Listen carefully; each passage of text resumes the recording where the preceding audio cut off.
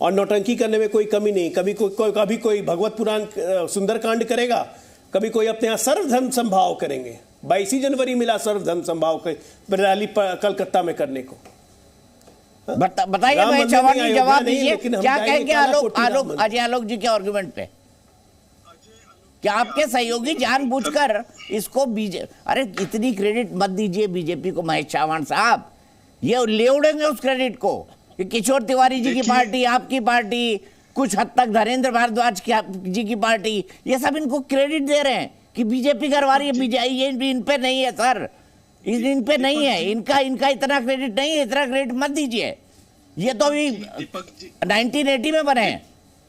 Deepak ji, credit हम लोग नहीं दे रहे, क्रेडिट बीजेपी खुद से ले रही है। अभी जैसे कि अजय आलोक ने भी उसका क्रेडिट लेने की कोशिश की।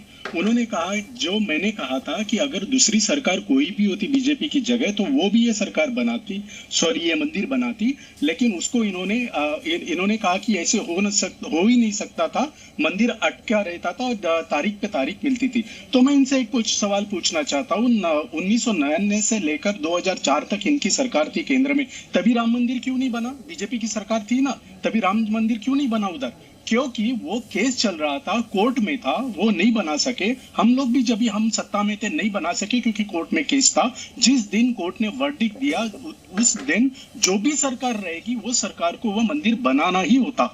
ये मैं कहना चाह रहा हूँ। और क्रेडिट देने की और लेने की बात नहीं है। हमारा कहना यह है कि धार्मिक समारोह है, धार्मिक कार्यक्रम है, लोगों की श्रद्धा का, आस्था का विषय है, इसका राजनीतिकरण नहीं करना चाहिए, ये हमारा कहना है। और हम मानते हैं अभी चलो कि प्राण प्रतिष्ठा हो रही है, राम और इसका लोकार्पण हो रहा है, तो हम ये चाहते हैं कि इससे आगे अभी प्रभु रामचंद्र की कृपा से भारतवर्ष में राम राज्य आ जाए।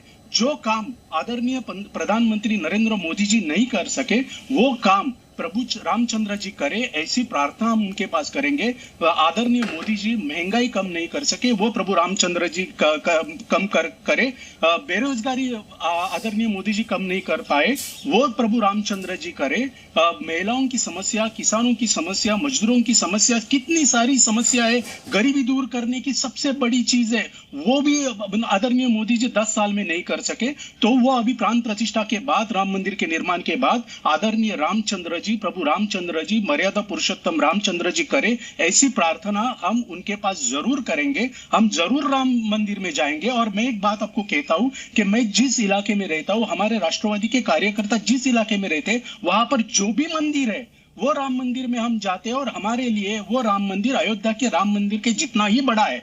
हम वहां जाते हैं, श्रद्धा से जाते हैं, हम उनकी प्रार्थना करते हैं, हम दुआएं मांगते हैं, हमारे लिए मांगते हैं, हमारे फैमिली के लिए मांगते हैं, देश के लिए मांगते हैं, जनता के लिए मांगते हैं, सबके लिए मांगते हैं। इसमें गलत क्या है? सिर्फ धार्मिक कार्यक्रम। अजय आलोक जी, आपका जवाब।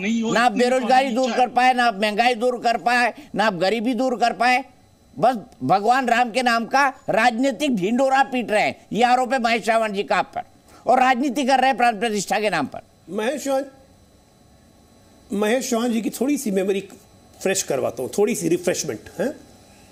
देश का कृषि मंत्री 10 साल तक देश का कृषि मंत्री रहा। उसी महाराष्ट्र में किसानों ने सबसे ज्यादा रिकॉर्ड आत्महत्या की 2004 से 14। देश का 10 साल है कि प्रदेश का कृषि मंत्री रहा। उस देश का कृषि ग्रोथ रेट रहा, कृषि ग्रोथ रेट 1.2%। अब पिछले 10 वर्षों में कृषि ग्रोथ रेट हमारे यहाँ है 6.8%। कृषि बजट हमने 10 गुना बढ़ा दिया इसी 9 साल में, ये मोदी जी ने किया। और थोड़ा याद दिलाता हूं एक एक करके।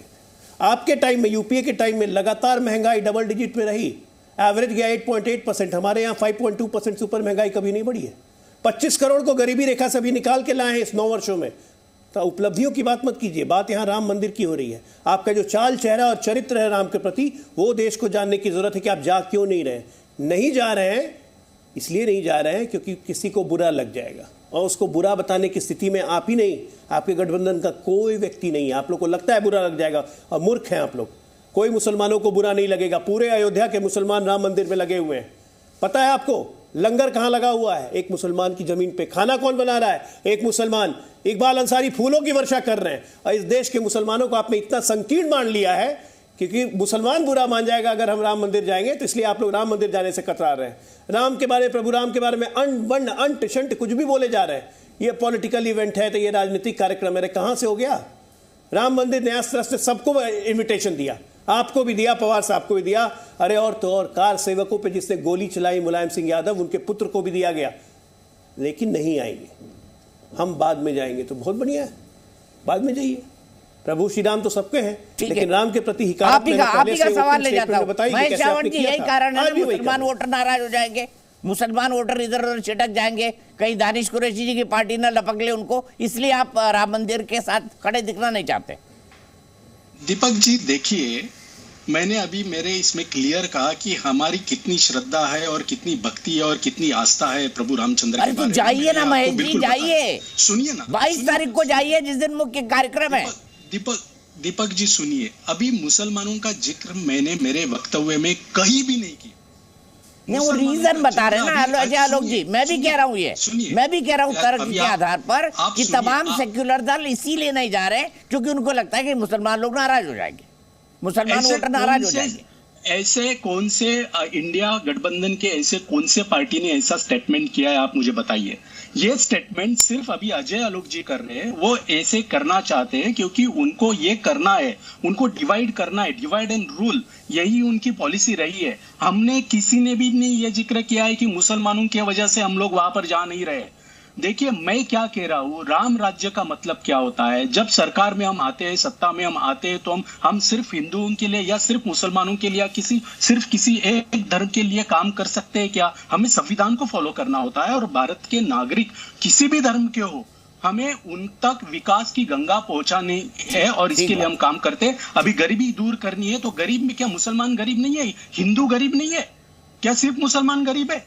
अभी आप देखिए, अभी मैं बात करता हूं, इन्होंने कृषि मंत्री जी शरद पवार जी के बारे में कहा, मैं कहना चाहता हूं ये 1 साल किसान दिल्ली बॉर्डर पे आंदोलन के किसके दरमियान बैठा था, किसकी सत्ता के दौरान? आदरणीय पंतप्रधान नरेंद्र मोदी जी के सत्ता के दरमियान ही वो 1 साल उधर बैठा ना। तो किसान कैसे खुश है? आप इतने आंकड़े फेंक रहे लोगों के मुंह पर, आप बताइए। अभी एक लास्ट पॉइंट में बताता हूं और मैं रुकता हूं दीपक जी, आप अलाउ कीजिए मुझे प्लीज। अभी ये लोग बहुत गर्व से कहते हैं कि हम 80 करोड़ जनता को मुफ्त अनाज देते हैं हर साल। ये ऐसा कहते हैं, देना चाहिए, गरीब लोगों को देना चाहिए, बिल्कुल दूसरी राय नहीं है। लेकिन इसका दूसरा अर्थ यह भी होता है कि आदरणीय प्रधानमंत्री नरेंद्र मोदी जी के सत्ता काल में 80 करोड़ लोग ऐसे हैं जो खुद का महीने का राशन, महीने का धान्य खरीद नहीं सकते, महीने का अनाज खरीद नहीं सकते। ये सरकार को उनको देना पड़ता है। ये किसकी गलती है? ये इसका श्रेय वो लेंगे क्या?